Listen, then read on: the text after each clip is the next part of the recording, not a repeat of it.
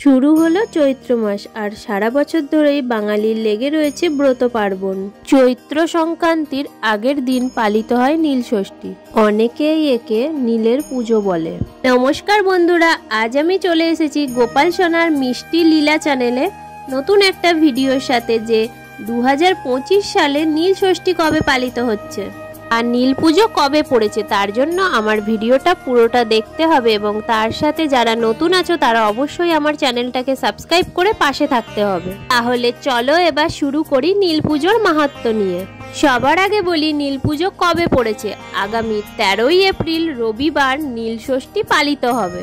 Bangla calendar অনুযায়ী 30শে চৈত্র 1431 এই দিন সন্ধ্যা লগ্নে পুজো দেওয়া হয়। নীল পূজা বা নীল ষষ্ঠী নীলকণ্ঠ মহাদেব ও দেবী নীলচণ্ডিকা এবং মা ষষ্ঠীর কৃপা লাভ হয়। ওই দিন নিষ্ঠা করে পুজো করলে বিশেষত মায়েরা সন্তানের কল্যাণ কিংবা সন্তান লাভের বাধা থেকে মুক্তি পেতে এই ব্রত পালন করেন। ওই দিন মহিলারা মূলত সন্তানের মঙ্গল কামনায় ব্রত পালন করেন। মহাদেবের মন্দিরগুলিতে ভিড় জমান ভক্তেরা। যাদের বাড়িতে শিবলিঙ্গ আছে তারা বাড়িতেই আয়োজন করেন পূজার। নীলষষ্ঠী 2025-এর দিনক্ষণ সাধারণত চৈত্র সংক্রান্তির আগে অর্থাৎ চড়ক উৎসবের আগের দিন নীল পুজো পালিত হয়। এই বছর 13ই এপ্রিল অর্থাৎ 30শে চৈত্র পড়েছে নীল পুজোর তারিখ। নীলষষ্ঠীর ব্রত ও পালনের শুভ সময়। এই পুজোর কোনো বিশেষ মুহূর্ত আলাদা করে থাকে না, তবে নীল পুজোর দিন সন্ধেবেলা শিবলিঙ্গে জল ঢেলে সন্তানের নামে প্রদীপ বা মোম জ্বালানো সবচেয়ে শুভ। ব্রতের নিয়ম: নীল ষষ্ঠীর দিন সারাদিন উপোস করে সন্ধেবেলা শিবের মাথায় জল ঢালতে হয়।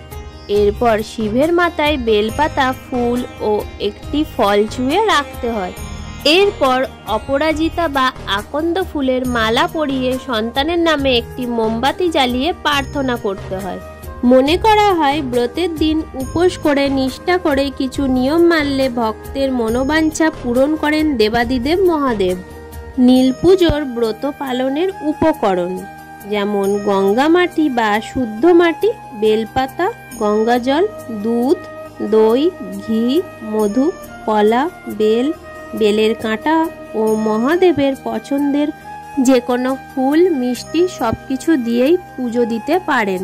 কেন নীল ষষ্ঠীর ব্রত পালন করা হয়? শিবের অপর নাম নীলকণ্ঠ বা নীল।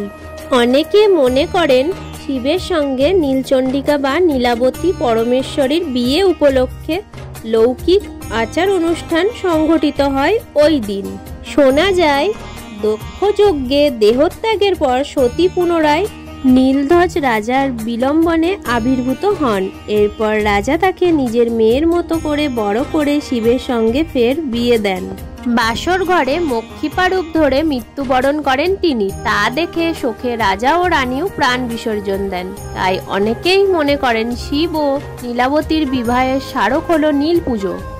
নীল ষষ্ঠীর সঙ্গে জড়িয়ে আছে আরও একটি লোককথা। পুরাকালে এক বামুন আর বামুনি ছিলেন, যারা অতি ভক্তি ভরে নানা ব্রত পালন করলেও তাদের সন্তান বেশি দিন বাঁচত না।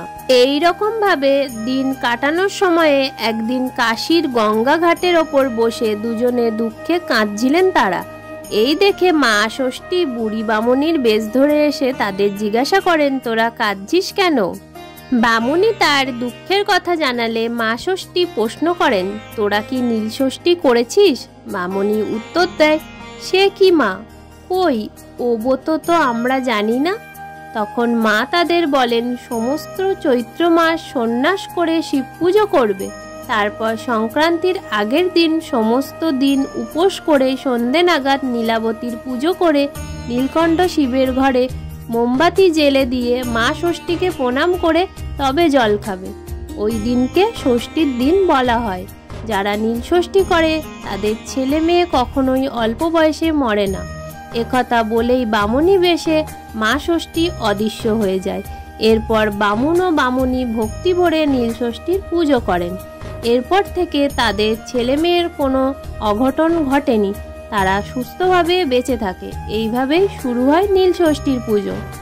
উপোস ভাঙার কিছু নিয়ম: উপোস ভাঙার পর ওই দিন ফল, সাবু ইত্যাদি ছাড়া ময়দার তৈরি খাবার খেতে হয়। এমনকি সন্দক লবণ দিয়ে খাবার খেতে হয়। এরপর বলি নীল পুজোর দিন কোন ভুলগুলি একদমই করা যাবে না। দেবাদিদেব মহাদেবের অত্যন্ত প্রিয় হচ্ছে বেলপাতা। বেলপাতা অর্পণ করার সময় মনে রাখবেন বেলপাতা যেন তিনটেই সম্পূর্ণ থাকে আর বেলপাতা যেন একদমই ভেঙে না যায়। এর মসৃণ অংশ যেন শিবলিঙ্গকে স্পর্শ করে। নীলকমলকেও ভগবানের প্রিয় ফুল বলে মনে করা হয়। অন্যান্য ফুলের মধ্যে জুঁই, অপরাজিতা, ধুতুরা, নাগ, কেশর ইত্যাদি ফুল নিবেদন করা যেতে পারে। শিবের পুজো করার সময় একদমই শঙ্খ থেকে জল নেওয়া উচিত নয়। শিবের উপাসনায় তুলসী ব্যবহার নিষিদ্ধ। শিবের উপাসনায় তিল দেওয়া যাবে না। শিবের উপাসনাতে নারকেল দেওয়া যেতে পারে, কিন্তু নারকেলের জল নয়। জেনে নিই নীলষষ্ঠীর পুজো কিভাবে করবে। খুব যত্ন সহকারে নীলষষ্ঠীর পুজো করতে হবে। পুজোর সময় সারাদিন উপোস করে জল ঢালতে হবে। আর সব থেকে প্রিয় হলো শ্রী দেবাদিদেব মহাদেবের বেলপাতা। আর বেলপাতা অর্পণ করার সময় মনে রাখতে হবে বেলপাতায় যেন তিনটে নিখুঁত পাতা থাকে। পর সাদা চন্দন, গোটা শস্য, ফুল সবকিছু দিয়েই পুজো দিন। আর আপনার সন্তানের মঙ্গল কামনায় আপনার মহাদেবের কাছে অবশ্যই প্রার্থনা করুন আর ঘিয়ের প্রদীপ জ্বালাতে পারেন। তো বন্ধুরা, ভিডিওটা আমার কেমন লেগেছে? ভিডিওটা যদি ভালো লেগে থাকে তাহলে তোমার বন্ধুদের সাথে অবশ্যই ভিডিওটাকে অনেক অনেক বেশি শেয়ার করো। আর নীল পুজোর মাহাত্ম্য হচ্ছে সন্তানের মঙ্গল কামনার জন্য মায়েরা এই পুজোটা করে থাকে এবং শিব দুর্গার বিয়ে উপলক্ষে এই পুজোটা করা হয়। সনাতন হিন্দু ধর্মমতে প্রতিটা বাঙালি ঘরে এই নীলষষ্ঠী প্রচলিত আছে। তাই সবাই খুব ভালোভাবে নীল পুজো কাটাবেন। আর সবাই আমার চ্যানেলটাকে সাবস্ক্রাইব করে পাশে থাকবেন আরও নতুন নতুন ভিডিও দেখার জন্য। আর আমাকে উৎসাহিত করবেন। সবাই ভালো থাকবেন, সুস্থ থাকবেন। এখনকার মতো টাটা।